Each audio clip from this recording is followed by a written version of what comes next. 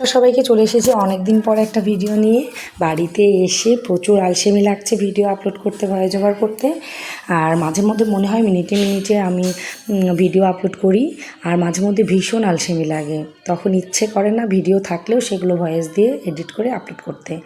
তো যাই হোক, অনেক দিন পর আপনাদের সাথে কথা হচ্ছে, দেখা হচ্ছে। গতকালকে ছিল আমাদের নীলষষ্ঠী পুজো। এই যে ঘরের মধ্যে আমাদের নীলষষ্ঠী পুজো হচ্ছে, ব্রাহ্মণ ঠাকুর পুজো করছেন। এই যে এখানে দেওয়া হয়েছে সব কিছু জোগাড় যন্ত্র করে। তারপরে আজকে হচ্ছে চৈত্র সংক্রান্তির, মানে আজকে হচ্ছে বছরের শেষ দিন। আজকে চড়ক পূজা হয় অনেক জায়গাতে।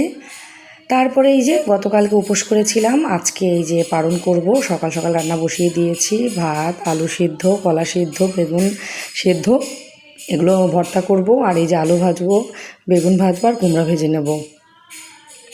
আর সেই সাথে থাকবে হচ্ছে এই যে নিরামিষভাবে আলুর চপ, কারণ নিরামিষে হলে একটু চাটনি কিংবা বড়া না হলে একদমই ভালো লাগে না খেতে।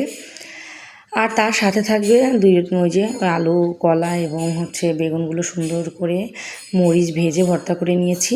আর এখানে করলা ভাজা করেছি আর কুমড়া ভাজা করেছি বাবার জন্য।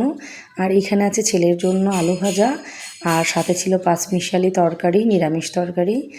আর আরও ছিল হচ্ছে ডাল, ডাঁটা এবং মিষ্টি আলু দিয়ে ডাল। তো এই হলো আমাদের এই গত 2 দিনের রান্নাবান্না, খাওয়া দাওয়া।